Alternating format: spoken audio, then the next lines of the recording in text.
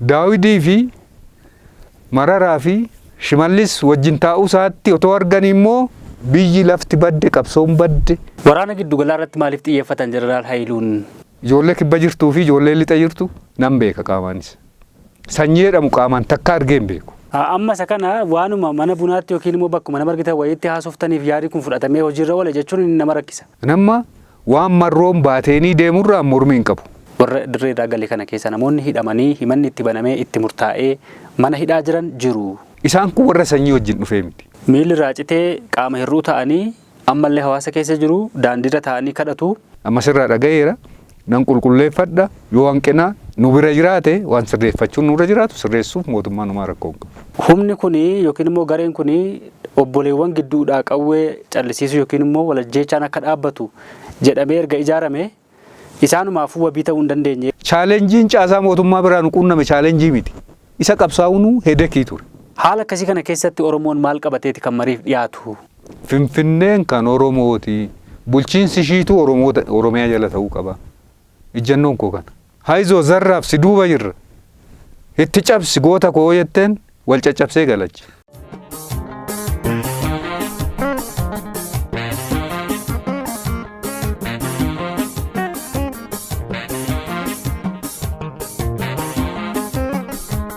Warra hidhatee bosona jiru qofatu hin taane warruma karaa nagaa qabsaa'aa jiru adda bilisummaa Oromoo fi KFO'n yeroo darbe tokko pirezidaantii bulchiinsa mootummaa naannoo Oromiyaaf xalayaa barreessan tokko keessatti nageenya Oromiyaaf irratti mari'annee akka nagaan bu'u gochuu qabna.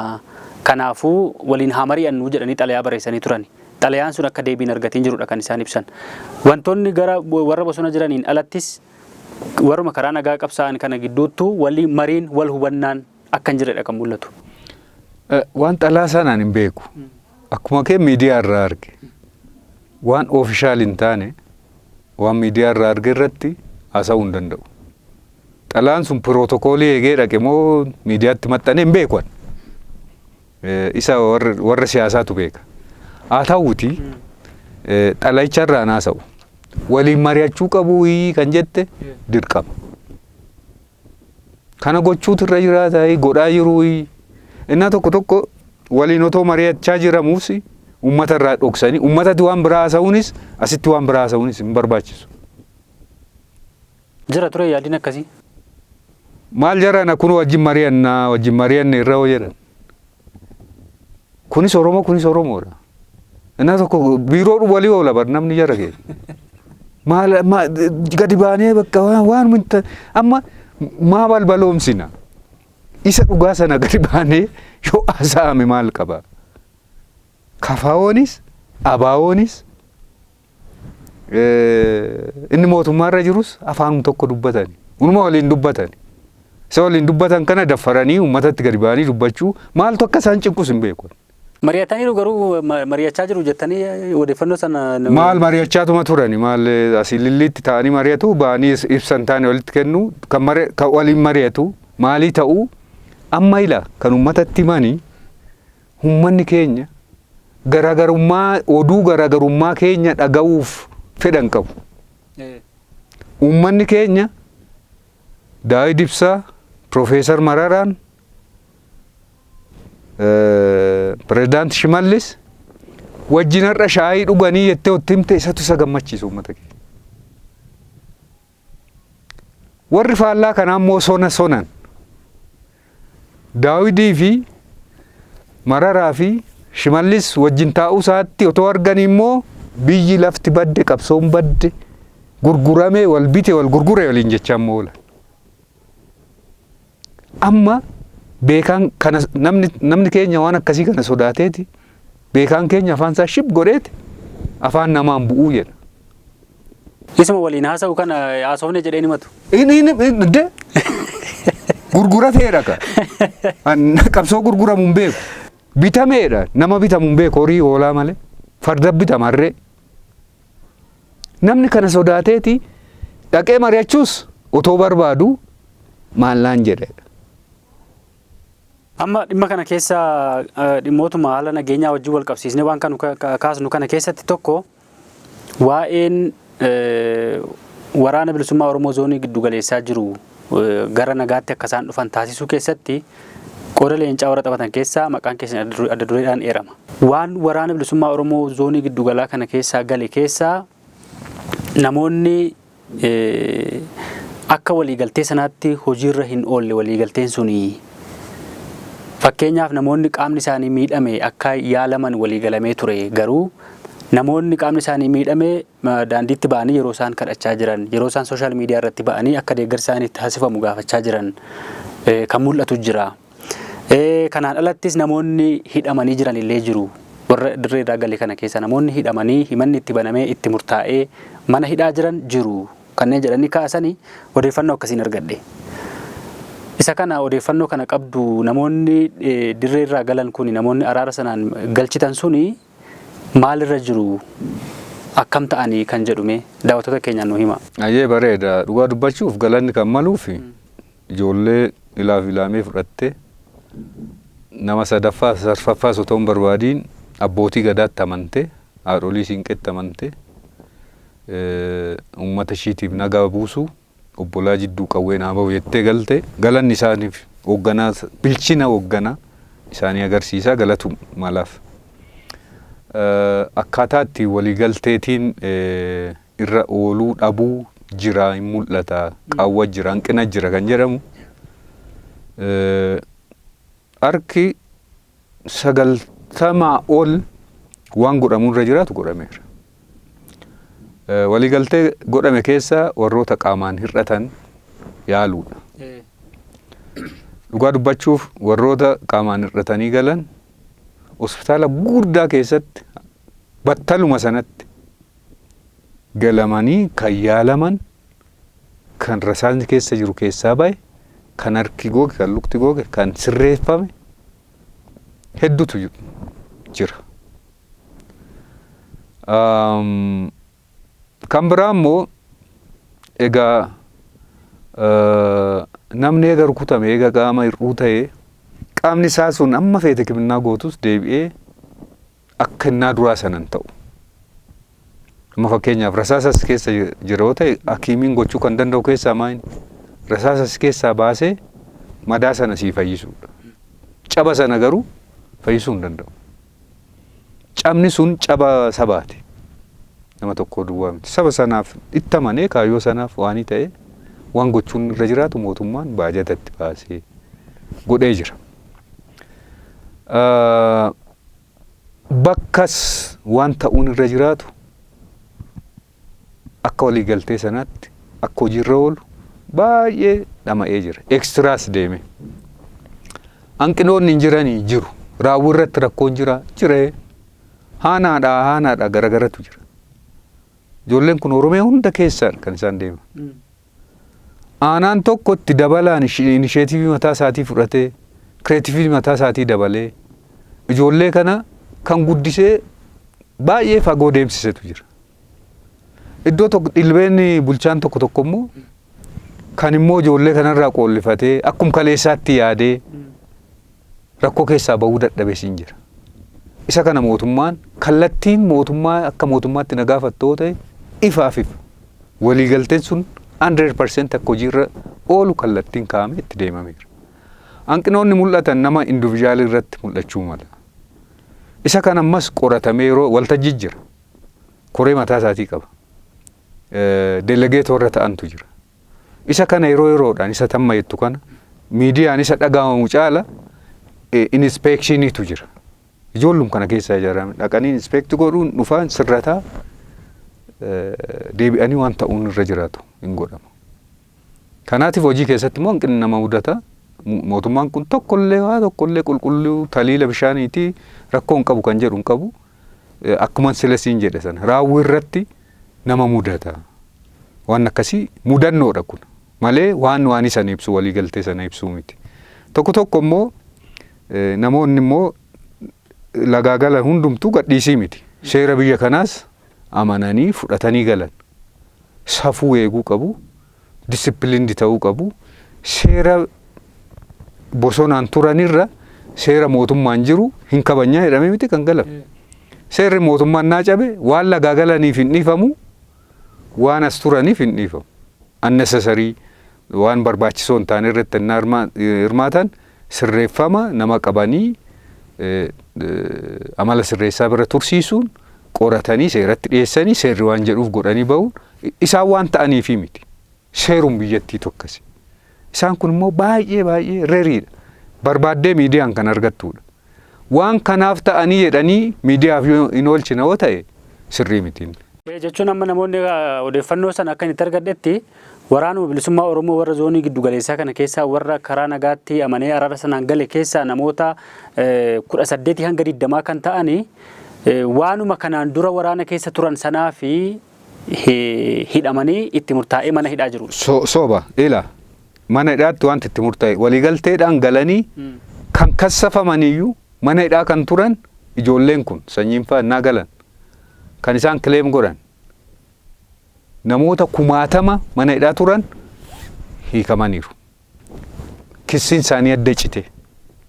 Kan federaalaan kassafamanii shibbiriidhaan mana waanii turan akka gadhiifaman godhan 1000. Listiin isaanii jira. Warra baalangaa biraa fudhachuu dandeessa. Warra lagaa galanii miti. Warrum dura maqaa isaanii hidhameeyyuu jiru. Lammata negotiationii kana keessa kan hin jirre jira. Amma inni namni keenya adda baasuu kan qabu jiddugala duwwaa miti kan ilaalamu. Paakeejiidhaan kun negotiationiin sanyiin fa'aa fudhatanii ijaaramanii kan galan birgeedota isaanii, shaalaqoota isaanii, buttaa muraasa isaanii, tiimii isaanii, taakkiyaa isaanii, liistii isaanii qabu. Ajaja chain of command mataa isaaniiti kan galantu jira. Isaan kun sirnaa fi seera eeggatanii warri galan warra akkas ta'e hin jiru soba warri itti murtaa'e. Waraana irratti warri qabame dirree waraanaa keessatti agrimentiin hin jiru waayee. Sana dirree waraanaa irratti qabamanii yakka tokkoof komitii warri ta'an akka seeraati seera biyya kanaa keessatti kan jedhu seerris amma agrimentiin seerri sun hin haqamiinitti waan dirree irratti qabame individuaalii itti gaafata. Isaan kun warra sanyii wajjin dhufee miti. Yeroo garaa dirree waraanaa keessatti namni booji'ama yakka addaa uummata irratti kan raawwate waraana keessatti isa raawwate miti. Uummata irratti kan raawwate uummati yoo himate sanaaf itti gaafatamaa jechaadha. Tokko kana. Lammata kan immoo cheenii jara kanaa jala immoo hin turre jira. Maqaanuma jara kanaan kan gruuppii uummata saamaa uummata gidirsaa jiru. Isaan hin qabamu seeratti ni dhiyaatu. Isaan kun giddugalaa waan qabanii yookiin Gujiidha yookiin Wallaggaa yookiin Hararii waan qabaniifi miti.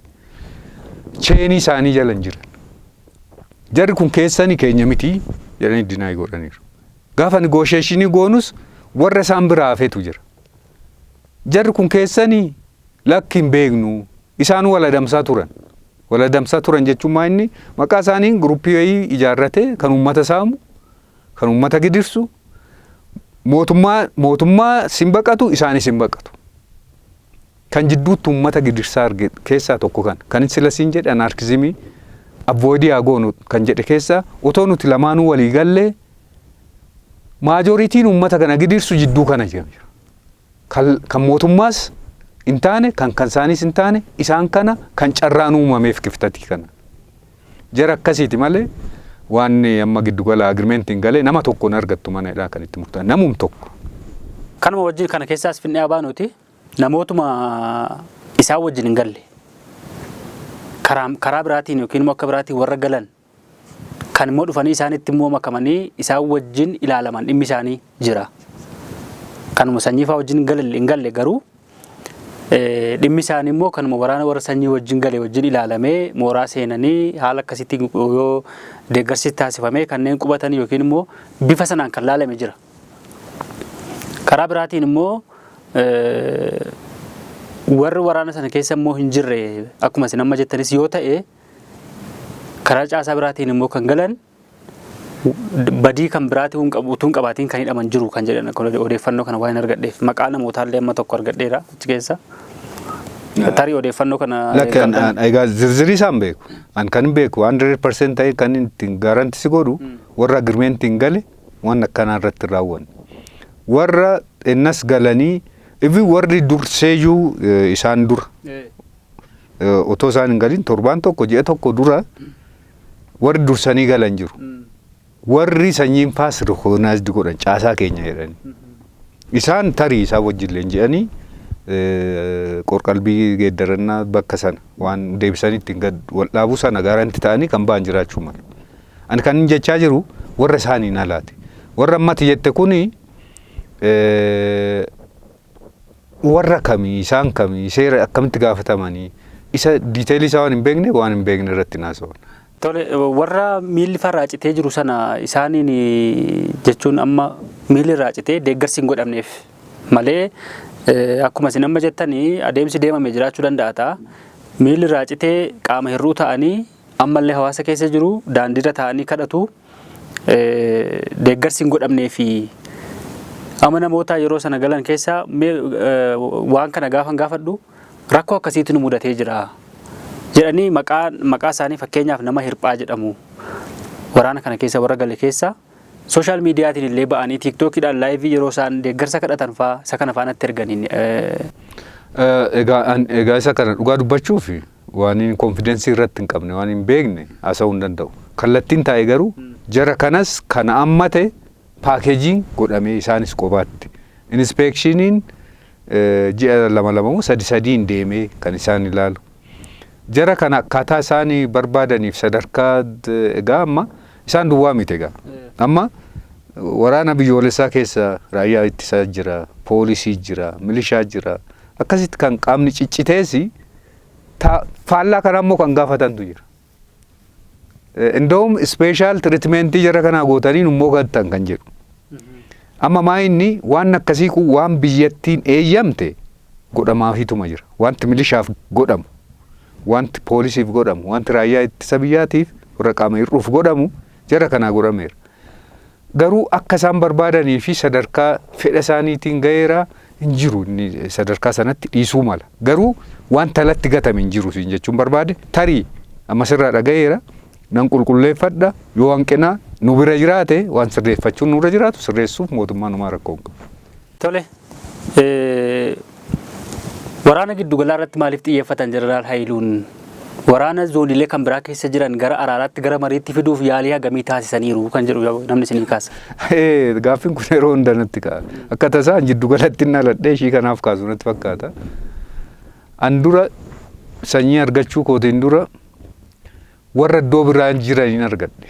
Fakkeenyaaf warra kibba jirus argadheera, warra lixa jirus argadheera, warra iddoo biraa jirus argadheera. Hoogganoota isaanii moo miseensota waraanaa? Maal miseensa irraa maaliin fuuna? Tole. Hooggana isaanii wajjin dubbadheera. Ani kan hin gochuu danda'u ajaja kennuu hin danda'u. Inni duraan godhu keessa aniifati obbolaadhaadha. Ani obboleessa keetii ati sanaaf obboleessa si dhabuu hin barbaadu atis na dhabuun sirra hin jiraatudha. Pirinsipiliin kun. Ideoloojii mootummaa miti kan inni itti odeessu. Takkaa qabsoo dhiisaa galaa jedheen hin beeku. Sanyiinis qabsoo dhiisaa gataatii galaa hin jenneen. Qabsoo keessan fudhadhaatii obbolaaf obbolaa waliin ajjeesiin akka waliin jenna. Anaan ajjeesiin an sin ajjeesu.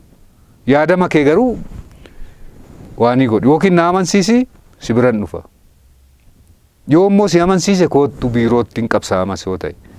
Yaadni ati kaaftu Oromoo jetta anis Oromoon jedha. An biiroo taa'ee Oromoo eegan kaase ati bosona teessee Oromoo maaddoo lama teenya maa humna mogolee wal buufna.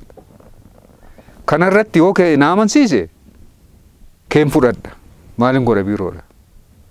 Yoo koo immoo si amansiise maal goota laga maa qisaasna biyyas baajatas lubbuu namaas. Kanaadha kan inni itti mene. Malee an ergama mootummaa wayii baadhee lakki mootummaa kanatu irra bareedduu damma wayiiti. Yookiin immoo paartii isa kanatu caala sin gadheedha jedhee takka itti haasa'ee hin beeku. Innaan kana jedhu inni tokko ati obboleessa koomitii naan jedhe. Yeroo mari'attan kana deebiin achi kenname akkas jedhaa? Akkasitti fudhatanii polotaayizdii godhanii. Lakki an obboleessa keeti amma durayyuu an obboleessa isaanii ta'uu amanuu qabu. Ani kan an obboleessa kootii jedhee gana namane isaanii anaan obboleessa kootii jedhanii amanuu qabu. Lola biraan kaafne Gaafa ati obboleessa kootii jettan hin mari'anna. Waan hafe irratti mari'annee walii galla. Inni duraan ni jalqaba aniifati interestii waloo oofuu keenya beekuu qabna. Interestii poolitikaa paartii goolii keessanii miti. Mormii irraan qaban isarra. Namma waan marroon baateenii deemurraa mormii hin qabu. An mormii kan hin qabu akkaataa waan baatanii deeman sana hojii irratti hin oolchanidha. Mootummaanis kan hin jechaa jiru kanu.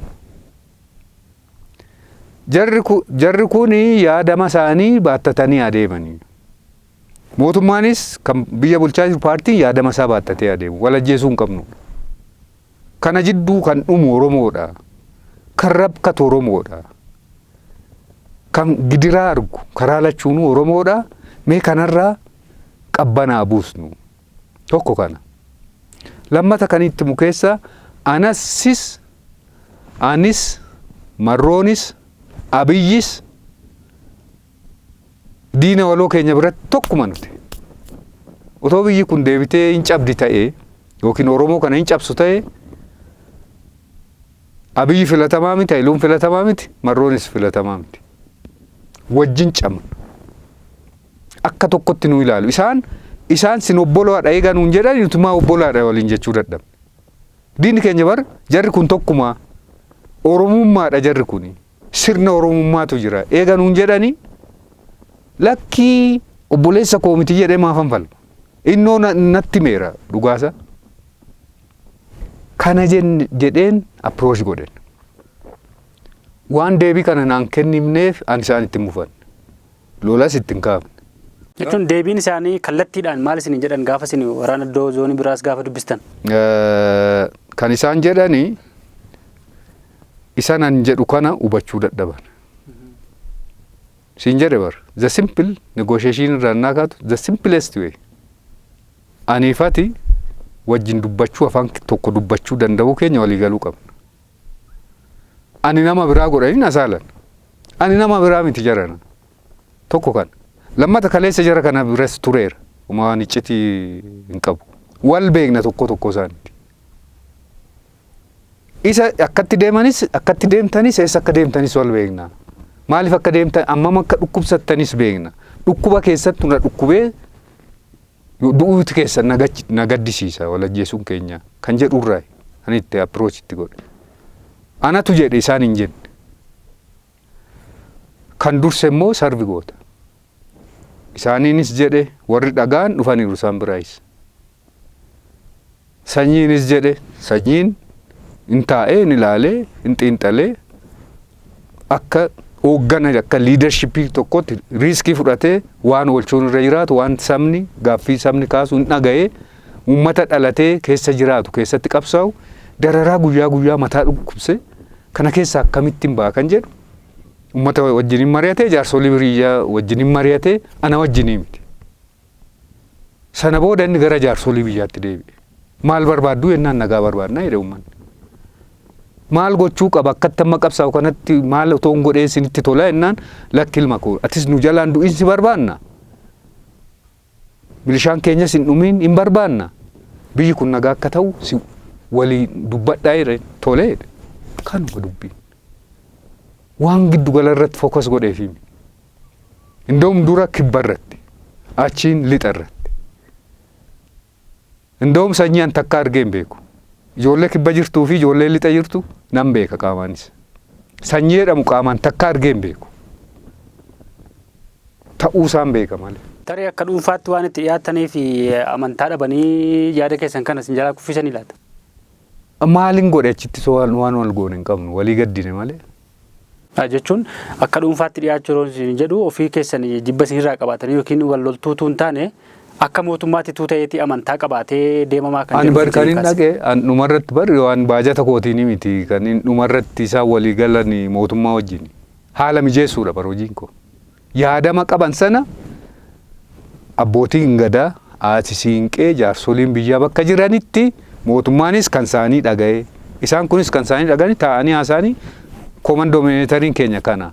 Kan amma kanarratti walii galle kun garaagarummaa qabna garaagarummaa keessan koottaatii asiin itti qabsaa isa dirooppi godhaa namni jedheen jiru. isa drop gootan malee negotiation hin jiru kan jedhamu hin jiru.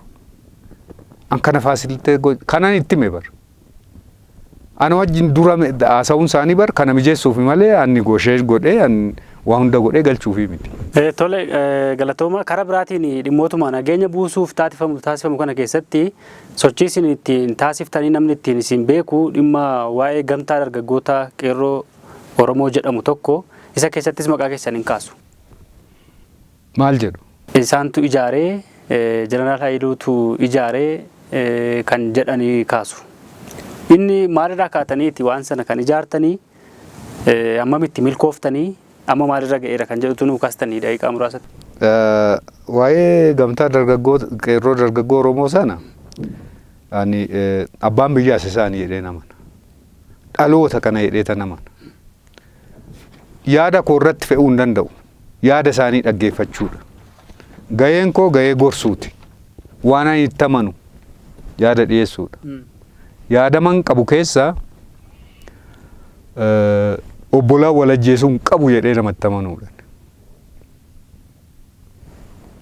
Otoo waliin ajjeesiin waliin dhaabbannaa. Otoo waliin ajjeesiin biyya ijaarraa kan jedhu yaadama akkasiin qaba. An dargaggeessa ta'ee miti umuriinis walitti hin dhufnu. Anis yookiin nama addaa ta'e yookiin baalasilxaanii ta'es miti. Baalasilxaanis miti baay'ee. Jara kan yaadama kanan qaba ijoollee egeree keessaniif kan ta'u obbolaaf obbolaa yoo wal ajjeese wal fixxanii maal qaba waliin mari'attanii. Fakkeenyaaf kun kabaawoo keessa jira, kun badhaadhina keessa jira, kun abaawoo keessa jira, kun aktivistii keessa jira, kun marroo wajjin jira. Bakka sadii jirtu. Wanti bakka sadii jiru kun silaa Oromoon sabum tokko egereen biyya kanaa sin harka jira. Maal qaba wajjin shaayii dhugdanii. Yoo obbolaa ta'uu keessa walii amantanii obbolaa wal ajjeesuun haa dhaabbatu jettanii siyaasa yaadama mataa keessanii yoo kireet gootan maal qabaa jennaan toleedha. Ammanuma hafuura baafadhe. Isum kana fuudhanii waliin ga'anii kan si dhibu paartiitu walirraa ittisa malee namni wal jaalata. Ijoolleen kun. Kan paartii tokkoo miti ijoolleen kun. Paartii sadanuu arfanuu. Akkamitti argattanii namoota kana jalqaba gaafa yaada kanatti kaastanii akkamitti argattanii akkamitti selekti gootanii filattanii maal jedhana mana buna jaarsan buna dhuguu nan dhaqa bakka bunaatti nan arga anni uumama kiyyaan qobaa waanii namarraa qollifachuu hin jaallu. Innaan deemu dooliistiroo nan dhaqa mana buna jala taa'ee aasaa nama qubna gara qabu achitti argatta. Ani isa bakka itti machaan itti caatii nyaatan dhaqeen beeku naqus. Jechuun deeggarsa amma ijoolleen kun deeggarsa waan qabaniif siyaasa keessatti waan hirmaataniif kaafaa keessa sumnoota mormaa keessa yaada dhiyeessita nama tokkoof. An kafaa'oo keessa waan jiraateef takka qollifadha. Nama abaawoo warra Daawud bira jiru miseensa nan argadha ijoollee isaanii. Wajjin haasofne wajjin buna dhugu. Inni haasofne yaada kanan kaasaaf. Miseensa isaaniitti lakkii isin farra jara kana farreessaa jedhee takka itti mee hin beeku. Kan Dr. Mararaa bira jiran kafaa'oo bira jiran nan argadha. Wal argina na beeku waan ta'eef. Innaan argadhu kaniin itti musuma kana. Maaliif Mararaaf Daawid maal qaba yoo wajjin shaayii dhuganii yoo wajjin shaayii akka dhugu gootan maal sinoo miseensaan jedha. Kan lachuutu innaan argadhe kan badhaadhinaa wajjin maal qaba walitti dhuftanii silaa dargaggoodha sini yoo wajjin shaayii dhugdan maal qabaan jedhaan. Silaa maal oomaan moo hin qabu. Isum kanan jedhee yaaduma kana. Amma isa kana waanuma mana bunaatti yookiin immoo bakkuma nama argitan wayiitti haasoftaniif yaadi kun fudhatamee hojiirra oole jechuun nama rakkisa. Ofishaalii ma jechuun waan kun waan lafa jiru waan beekamaa waan ta'eef waan bu'a qabeessa. Ka'umsa yaadaan sitti maa jira? Ka'umsa yaada masaa eessatti argattee naan jette kaa? Ispeeshaal negoosheeshinii yookiin diriddirii wayii goonee miti. Yaadamni akkuma inni ifatti mari'annu kana asii ka'a. Isum kana bal'ata. Eega akkas ta'e maal haa goonu? Mee qoonni warra keenya dubbisna, mee ijoollee dubbisna, mee ijoollee wal dubbisan. Zeen akkamitti haa ta'u ree kan jedhan marii na gaafatan. Otoo akkas ta'ee yoo Ufum dandeessanii moo mari'attan. Ani badhaadhinatti galaan jenneen abaawootti galaan jenneen yookiin abaawoo jiksaan jenne yookiin kafaawoo jiksaan jenne yookiin wal lolaas hin jenneen. Oromoo ta'a dargaggoo Oromoo ta'aadha. Mootummaatti makuuf ijaaranii kan jedhus jira. Kanaaf hin gaaffii kana isinii kaasa. Mirga qabu ammaaf maka.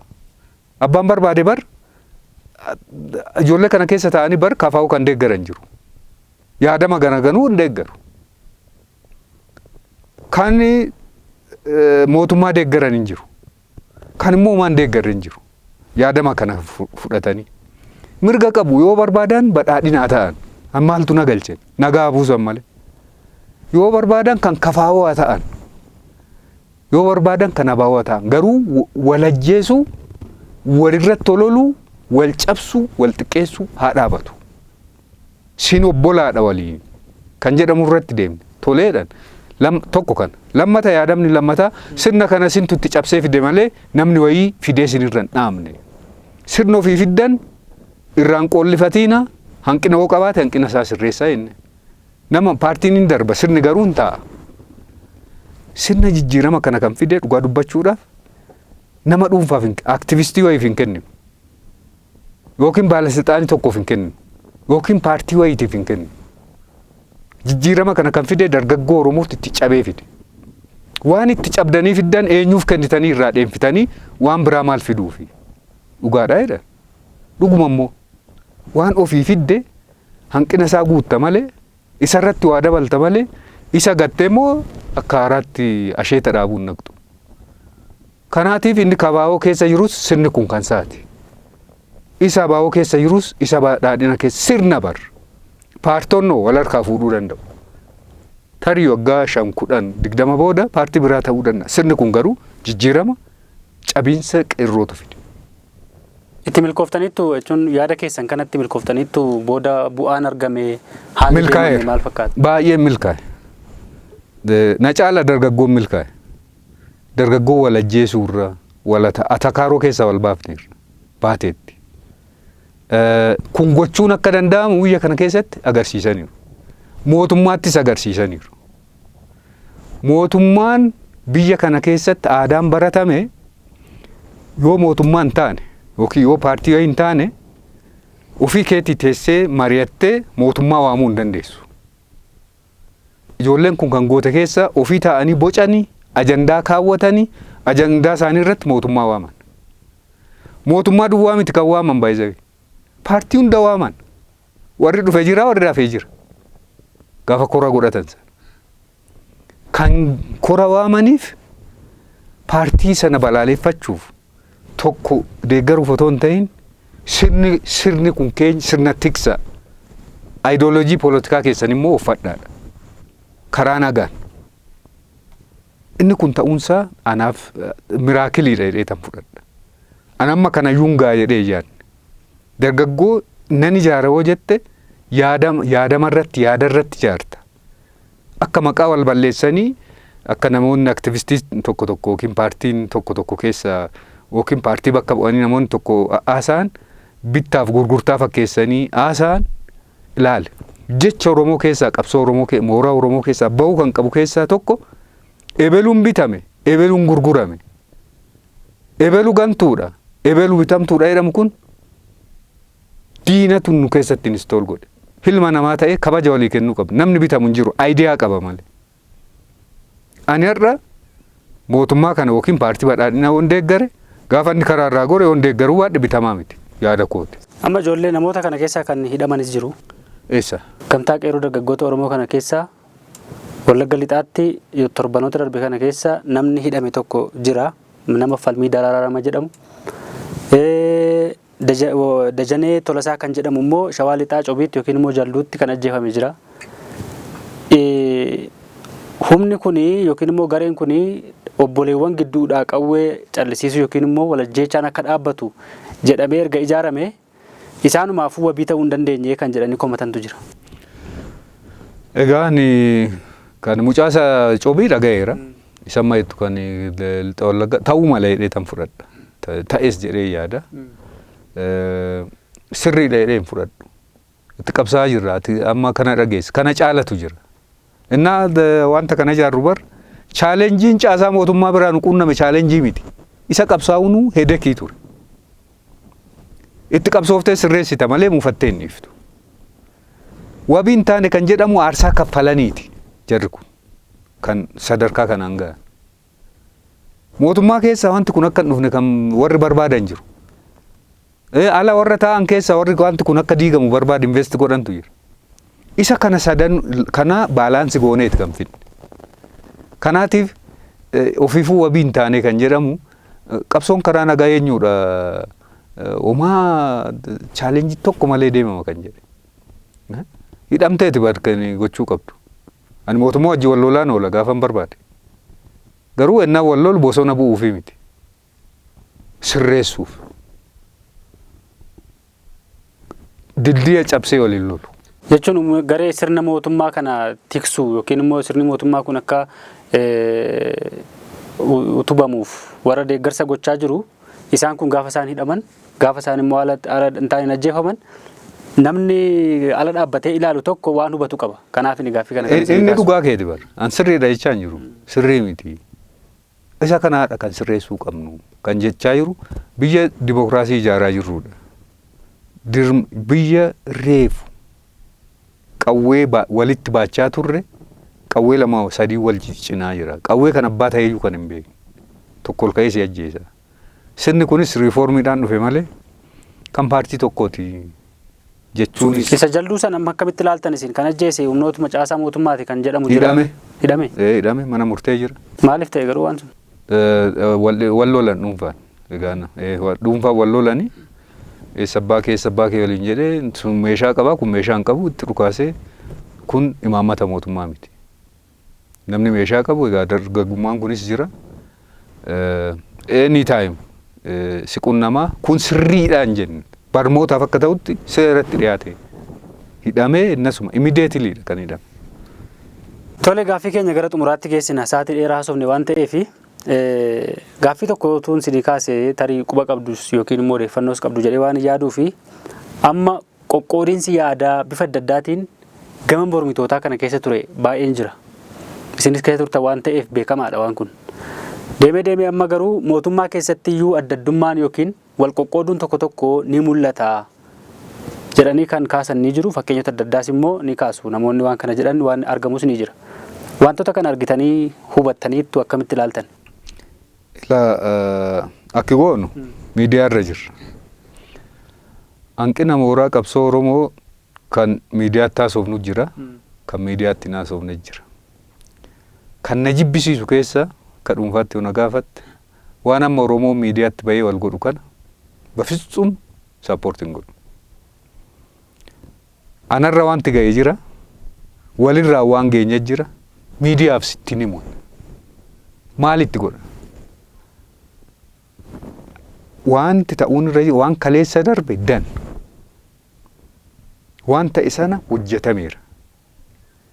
Garaa walammeessuuf yoo ta'e namni biraas waan sana akka deebisee hojjetuuf yoo ta'e balbaloomsuu dandeenya. Tarii dogoggorri sun akka hin deebi'amneef yoo ta'e isaafii miti harki caalu kan isaaf akka hin deebi'amne yoo barbaadame gabaa miidiyaatti wal baafnee miti. Hojiidhaan sirreessina. Amma warri gabaa miidiyaatti wal baase maal sirreesse garaa walammeesseettu wal diinumse malee. Amma jidduu kana nan dhagaa nan argaa miidiyaa kana kavar godhee kun marfee walii kennineedha. Kun akkas wal gooneedha. Kun gaafsan akkas gooteedha. Kun laale gaafa wal lolte icciitii gaaf durii wajjin hojjatte yoo baafte situ namummaa hin qabne. Fakkeenyaaf kaleessa jaallan koo wajjin waanan godhe tarii anis itti amaneen yookiin otoo itti namaniin maajoriitii ta'een godhame ta'a wanti sun. Garuu numan beeka. Gaaf sana garuu hin dubbanne. Har'a waan gadi bahee dubbadhe namummaan koo digniitiin kootu kan madaalamuun irra jiraatu. Tokko tokko waan asmaraatti ta'e gadi jigsa.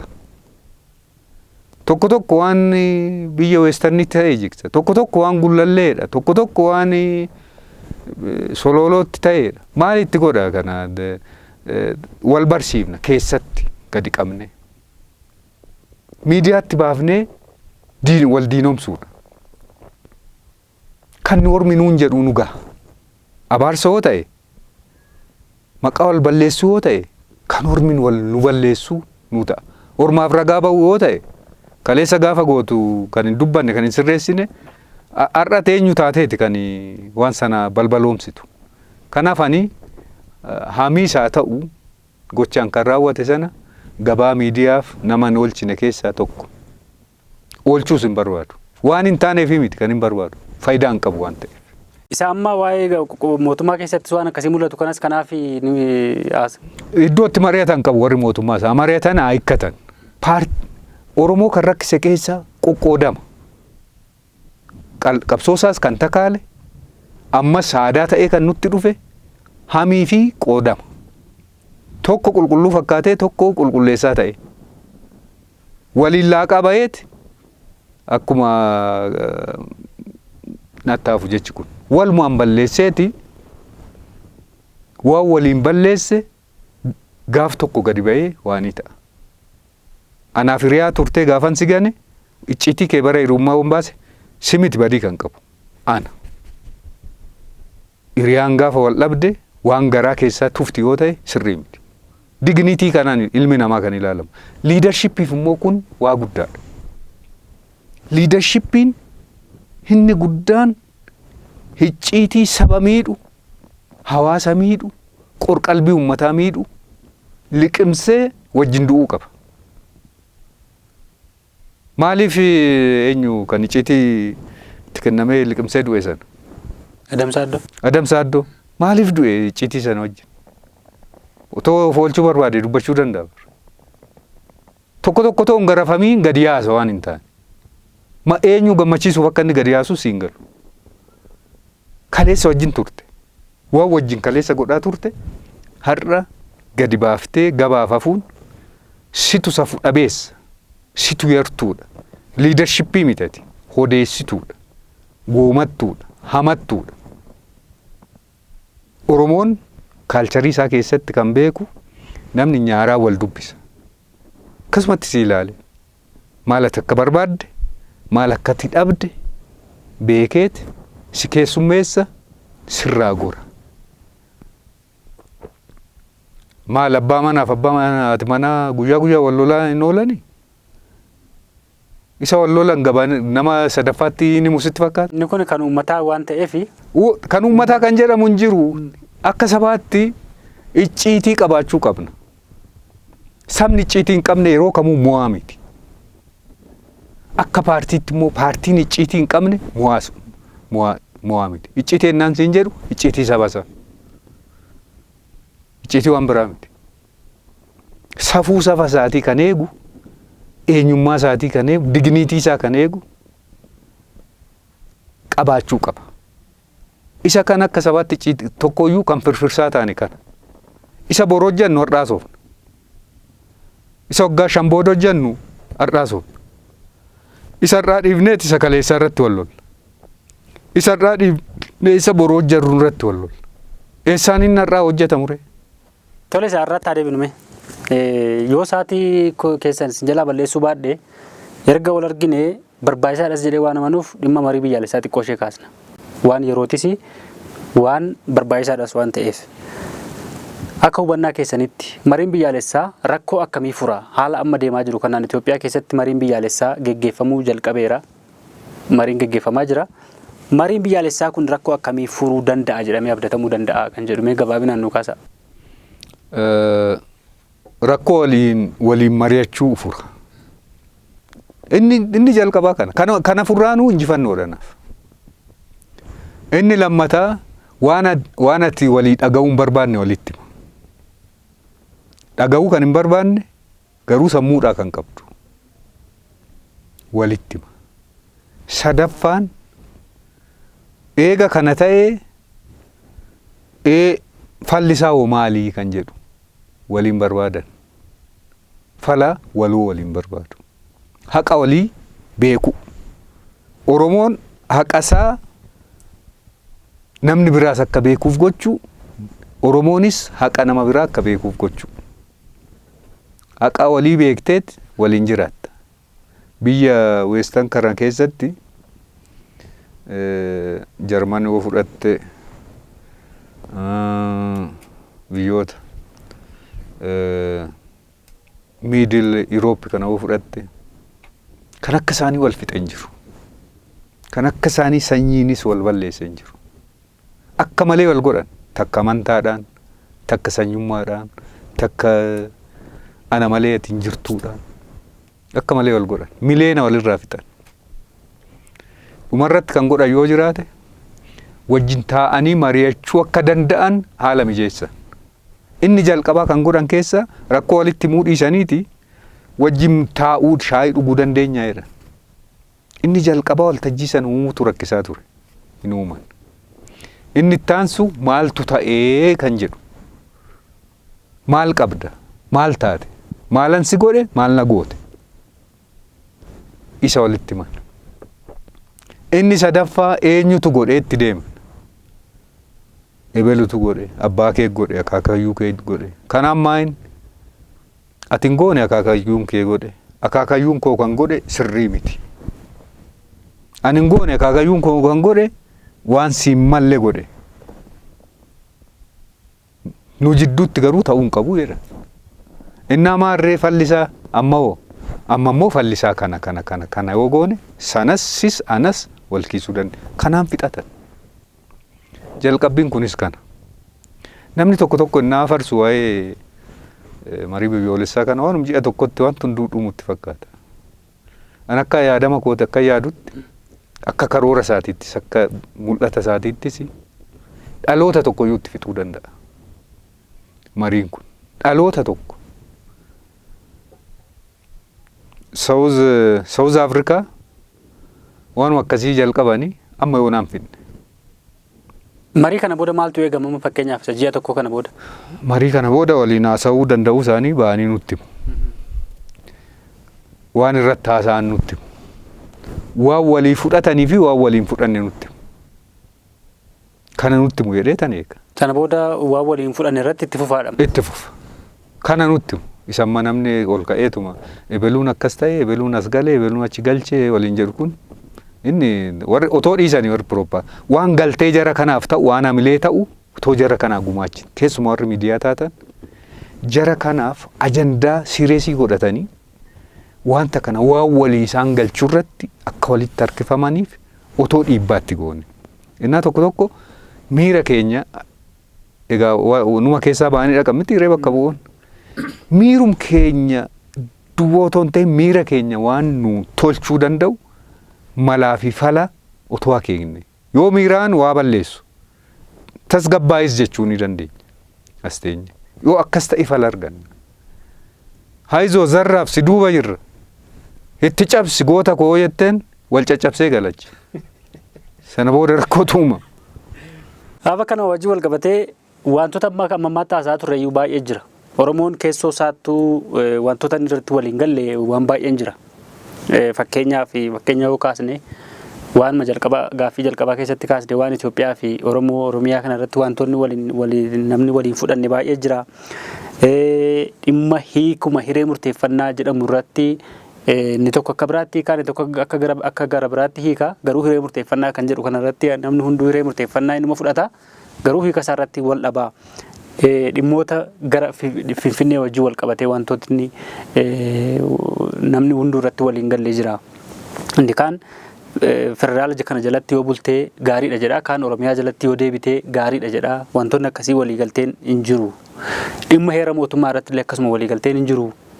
Wantoota marii barbaadinidha jechuudha.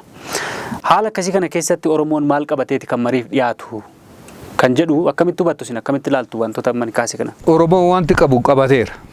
Oromoo waan qabate waan amma yoona argate gadi bu'uu otoo hin ta'e itti dabalatuu qabatee achitti kan dhiyaachuu qabu. Akka dhuunfaatti yoo na gaafatte ta'e jannoo mataa kootiin qaba. Marii biyyoolessaa sana keessatti akka naa mirkaneessanii ba'an. Yookiin maaliif immoo akka hin taane akkamitti akka bulfataniis akkanatti himan. Yoom immoo akka gochuu qabnus falas akkanaa kan hin barbaadu. Amma yoona tokko sharafamuu kan hin qabne keessaa Oromoon amma yoonaa mirga argateerraa meezoon tokko akka gadi buutu hin fedhu irraan eegu. hin godhu jedhee si yaadu. Waa'ee Finfinnee kan ilaalu Finfinneen akkuma laa dubbannu kanatti urguu otoo hin ta'in faaktarii hedduu qabdi. Faaktarii sana nan fudhadha. Garuu Finfinneen kan Oromooti. Istaandiin koo amma dhumaatti kanu. Finfinneen kan Oromooti. Bulchiinsi ishiitu Oromiyaa jala ta'uu qaba. Ijjannoon koo kana.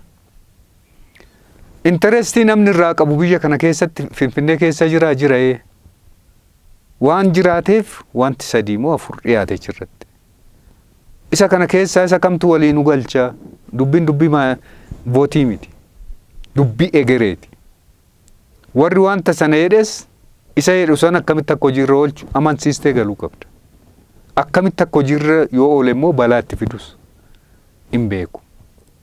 Kanaaf iddoo sanaa ani akka Oromootti konfidensiin kan irratti haasa'uun nurra jiraatu akka Oromoottis yaaduu kan qabnu marii numti wayii waan ka'eef namni wayii tiishartii wayii waan hojjetu kaawwate wayii dhaadannoo wayii rigitti waan dhageessiseef rifachuu hin qabu. Kuruphee miti nuti yookiin bosona keessa jiru. We are Oromo. Eessa akka deemnu akkamitti akka deemnu beeknaan. We are political conscious ta'uun nurra jiraata. Abbumti fe'e ol ka'ee provoke nu godhuu hin qabu. Unkaan amma miti gaafa akka ijaaramaatti qabnu. Gaafa waa dhamdhamnes siyaasni maal akka taate barri dhiibuu duwwaa miti hoolli goones argaa jirra. Bulchinees waa irraa dhamdhama irraa argaa jirra. Amma dura dhiibuudha. Amma immoo bulchuunis siyaasa. Kanaatiif akka bosona keessa jiraatutti otoo hin ta'in akka Oromoo biyya bulchuutti akti gochuu qabna. Innaa tokko. Dhaadannoo kunnoo eebeluu akkas jedhe, Profeesar eebeluu kunnoo akkas jedhee inni dubbate miti. Kunnoo Waashingeetiin maa inni waan akkasii. Dubbatu ka. Ati waan dubbattu eega beektee maal si dhibe namni abbaan fe'e yoo waan ta'e. Innaa tokko maraatuu wajjin maraan. Innaa tokko warra nu maraachuu afaan nu harkaa fuune ittiin maraan. Innaa tokko haquma keenya nu harka jiru akka nu harka hin jirreenitti fuunee diina keenya gammachiif. Fakkeenyaaf waa'ee Finfinnee kaastaniittu Finfinneen bulchiinsisee Oromiyaa jalatti deebi'uu qaba kan jedhu ejjennoo keessan akka ta'e dubbattaniittu. Ejjennoon keessan kuni mootummaa keessatti jalaqqisaa mootummaa naannoo Oromiyaa keessatti federaalaa yoo dhiisne. Mootummaan bar kan galche kanaadha. Mootummaan Oromiyaa akkoo kan galche kana. Marii biyyaalessaa kanaaf kanatti kan dhiyeesse. Egaa maal qabxii galche keessaa tokko kana. Hundumtuu galfateera kansa. Oromiyaan akka bulchiinsa mootummaa naannoo Oromiyaatti galche. Aktivistoonni naannoo Oromiyaa jiran. Civic Society'n naannoo Oromiyaa jiran. Ijoolleen lagaa galtee akkoof dandeessee ajandaa mataa ishii galfatte. Hunduu galfateera. Gara Finfinnee irratti namni garaagarummaa qabu hin jiru Oromiyaa keessa ammatti.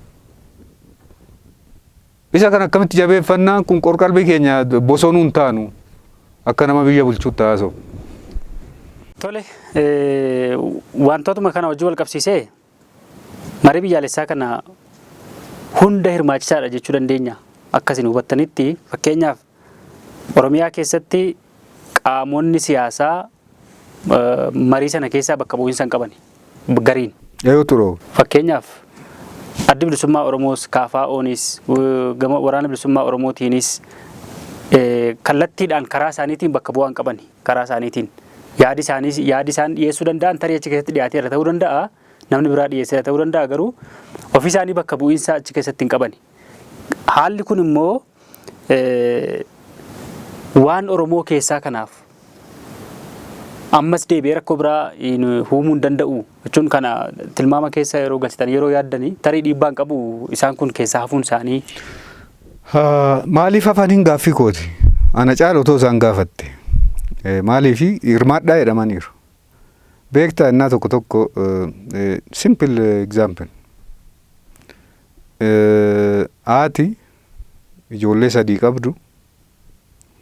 Ijoollee 3niifuu ganama ciree wal qixaxeessi dhiyeessiti. Inni tokko dafeeti nan nyaadha jedhee fudhata. Inni tokko otuma waanii ta'u fudhata qirri otuma isa jedhu.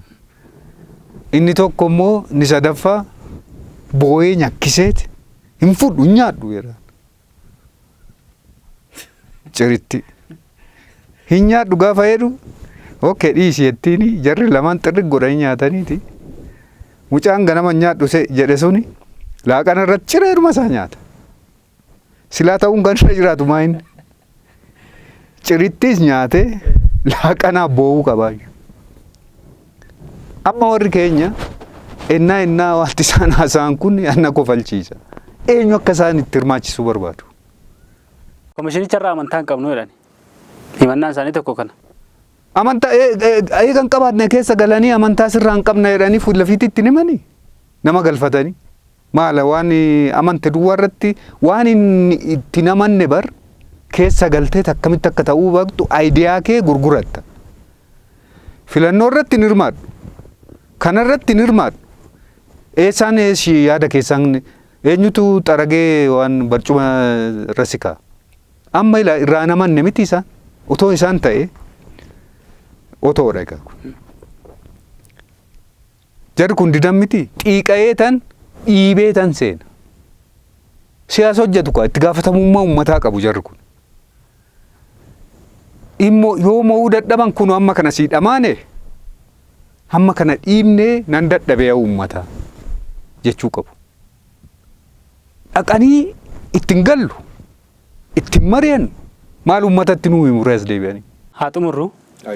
Dhumarratti waan amma maatti kaasne waan baay'ee jira. Rakkoowwan baay'ee kaasne irraa waan irratti yaada bal'aa nu kennitaniittu. Rakkoowwan kaasne kanaaf furmaata jettanii kan amantan kan yaaddan har'a dhaloota kanatti himuu kan barbaadan yoo jiraate isa nu himtu. Dhumarrattis immoo yaada keessan kan dhumaa akka nuuf dabarsitanii fi kaameraan keessan kunooti daqiiqaa amma nu ibsuu dandeessanitti ibsuu dandeessu. Egaa har'a baay'ee na haasofsiifte. Ani uummata dhaamsi nan dhaammadhu ani amman beekuun haasa'a. Kan na caala beekan hedduutu jira. Ani carraa argadheen miidiyaa kanarratti haasa'aa jira. Kan carraa otoon argatiin garuu na caala haasa'uu danda'an, na caala yaada furmaataas fiduu danda'an jiru. Dhaamsi koo jalqabaa beektoonni Oromoo sodaa jettee fi sodaa warra maqaa nama balleessanii sodaa safuuf safeeffannaa cabsanii beektota keenya kabajaa fi ulfina dhoowwataniif jecha beekumsa qaban, dandeettii qaban, mul'ata qaban afaan qabatanii taa'uun irra hin jiraatu. Gadi ba'anii fala waa akka mormaniif miti. Fala qaama fala akka ta'an, qaama keekuu akka ta'an. Namni barate kan ittiin madaalamu, beekaadha kan ittiin jedhamu.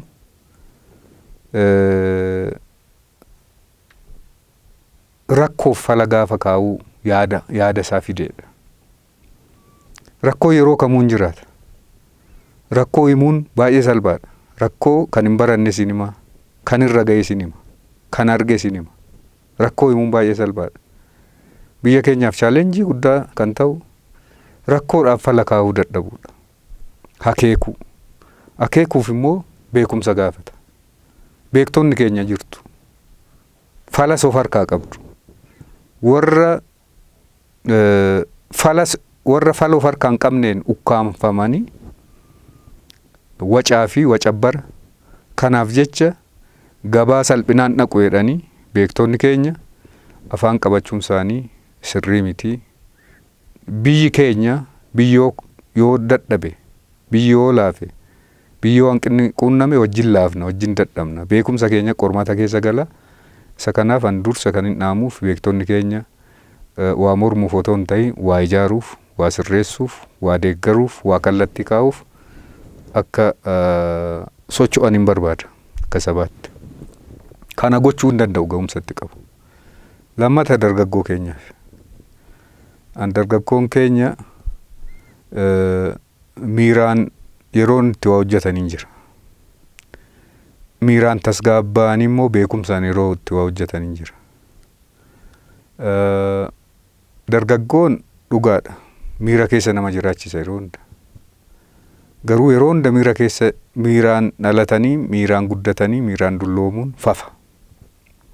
Bakka tokkotti isteejii tokko giraajuweet gochuu qabu jedhee tayyaada.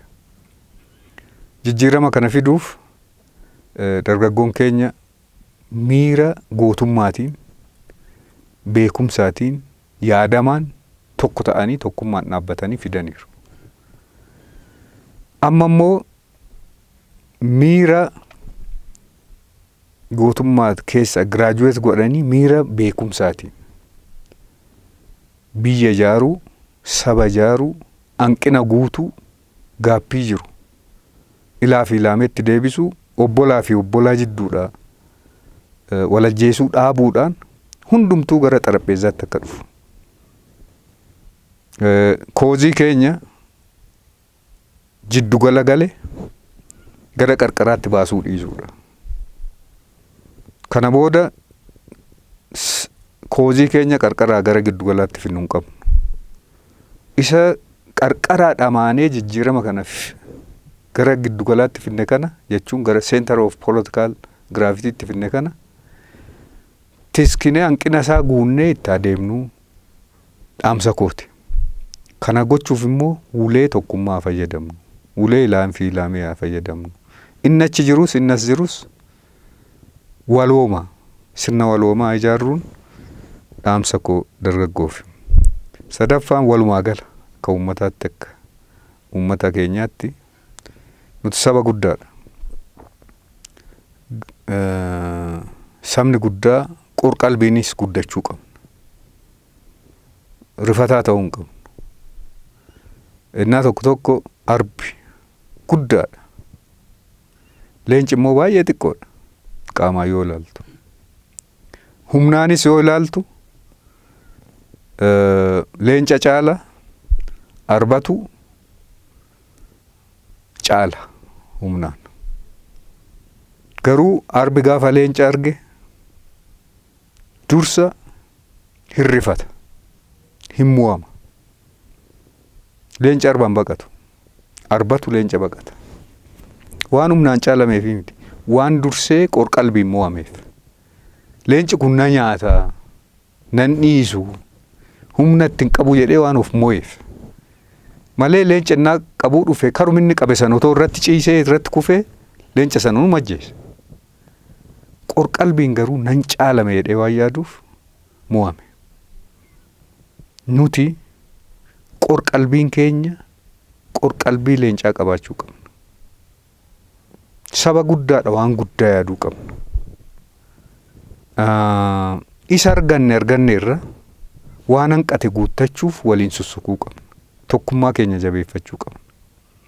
Namatti quba qabuurra falasaa irratti walii dhaamuutu irra gaariidha. Eebeluu balleessee isa kanatti tolchee isa kana balleessee irratti duuluurra garee goonne isa balleess isa tolche galateeffachaa isa hanqate immoo akka gara isa tolcheetti dhufu akka sirreeffatuuf yaada gootsa akka deemu uummanni keenyas kanarratti akka xiyyeeffatuun barbaadaa waan addunyaan nurraa eegdu akka nurraa eegdutti taanee argamuu qabna. Itti gaafatama biyya kana, itti gaafatama baha Afrikaa, itti gaafatama yaadama burqiinsa dimokiraasii addunyaan nurraa baratte sana dhugoomsinee taanees argamuu qabna malee qoqqoodinsaa fi taatota jaarmiyoonni siyaasaa godhaniin uummanni keenya victim ta'uu hin qabu. Isa gaarii godhe gaarii goote, isa hanqate immoo hanqina isaa guutaa fi gara gaariitti fiduun gahee uummata keenyaati kan jedhuun qaba. Dhumarratti warra miidiyaati. Isin miidiyaan mootummaa sadaffaa jedhama. Miidiyaa sirnaa yoo itti fayyadamtan saba ijaartu. Miidiyaa nama wal lolchiisuuf dhimma itti ba'uu hin danda'ama. Saba araarsuufis dhimma itti ba'uu hin danda'ama. Kan nu baasu wal lolchiisuu ni miti. Tokkummaa saba kanaa akka eegamu. Hundeen dura ijaaramuu qaba. Paartiin hundee irratti marguu qabu. Bakka dhaaban jiraachuutu irra jiraata. Bakka dhaabbatan jiraachuutu irra jiraata. Paartonni sabarra dhaabbatu. Paartii balbaloomsuurra saba balbaloomsuutu irra caala. Sabni jabaate paartii jabaa of keessaa baasa. Isa dogongoruun sirreessa, isa jabaateen jabeessa. Kanaaf saba keessan irratti tokkummaa saba keessan irratti akka hojjettan adaraan jedha. Galatoomaa fi irra keessanii ulfaadha. Baay'ee galatoomaa waamicha isinii taasifne fudhachuun cinattuu karaa dheeraa deemtanii bakka kanatti argamtanii yaada bal'aa akkasii kana nu gumaachuu keessaniif maqaa daawwattoota keenyaatiin baay'ee guddaa galatoomaa fayyaa ta'a umurii dheeradhaan isiniin jechuu barbaada.